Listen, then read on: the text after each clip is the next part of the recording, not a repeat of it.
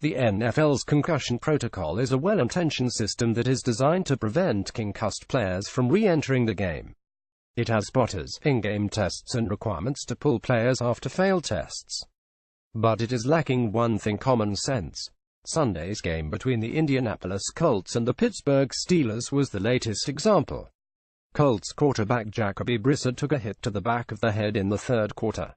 He immediately showed signs indicative of a head injury, grabbing the back of his head and limping off the field. NFL concussion protocol is a fraud.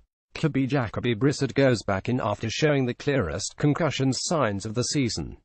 Helmet hit, holds head, then goes limp, then needs help up. You don't need a protocol to hold this player out for the game.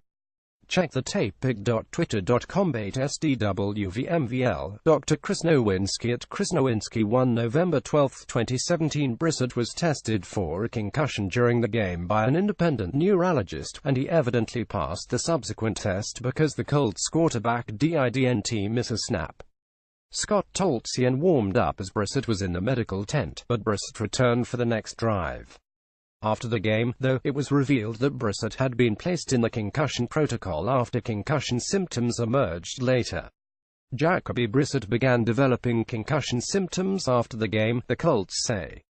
He is now in the concussion protocol. Team says he was checked twice during the game. Stephen Holder at Holder Stephen November 12, 2017. That's the problem with the current system in place. If the NFL is truly committed to keeping concussed players out of games, there has to be some consideration to the fact that there isn't a universal reaction to concussions.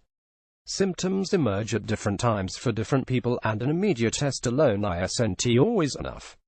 For the moment Brissett took that hit to the head, it was clear that he wasn't in a condition to play. But he was able to stay in the game because the symptoms hadn't emerged yet. This is happening too often in the NFL. We saw it last month when Redskins safety Monty Nicholson went into a fencing response and was able to stay in the game.